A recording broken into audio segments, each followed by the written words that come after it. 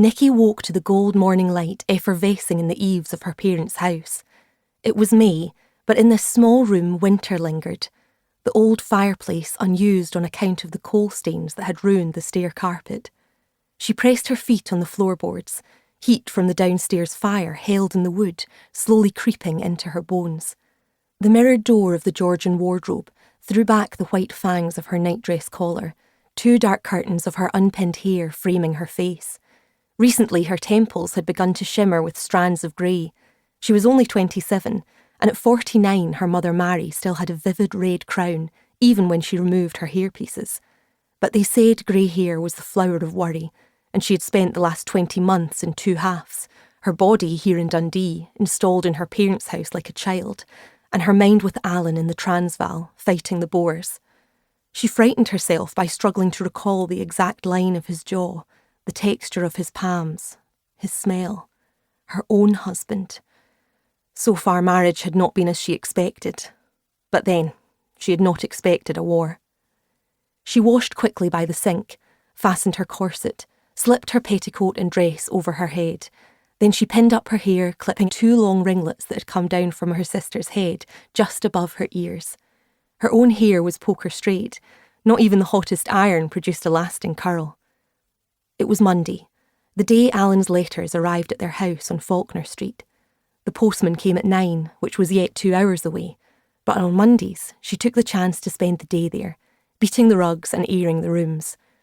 It had been her mother's idea for her to move back into her parents' home while Alan was dispatched.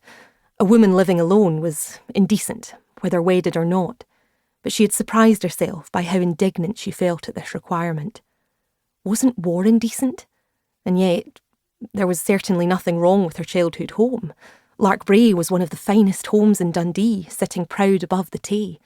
But she felt she had moved backwards in time, into her old life. The main reason she went, aside from collecting mail, was to feel the embrace of her marital home and all its promise, a future with Alan. From the floors below, a voice sailed through the shadowy hall. "Wheesht now, I've got you." She rushed downstairs to find her father, stooped over, his shirt and waistcoat unbuttoned, revealing his vest. Something was clasped between his palms, his strong arms held at right angles as he addressed whatever he held. His hands were covered in soot. Then, sensing her there, he looked up and tilted his chin. "Open the door." She turned and unlocked the storm doors, watching as he inched past, 2 small wings poking through the gaps in his hands. He had caught a bird, and from the soot marks on his forearms and vest, she gathered it had fallen down the chimney. "Steady now," he said, stepping out onto the porch with his arms outstretched. He lifted his top hand away to reveal a sparrow crouching in his palm. A second later it shot off towards the trees. Her father clapped his hands together as he looked after it, and she watched him carefully, unnerved. George Abney wasn't a man to care about small things, and never a man inclined to save a creature that had fallen into the grate. He looked like he'd not slept all night, still in yesterday's shirt and waistcoat, his eyes shadowy, and the grey hair at the sides of his head ruffled. "Are you well, father?" she asked. He kept his pale eyes on the garden ahead, searching after the bird.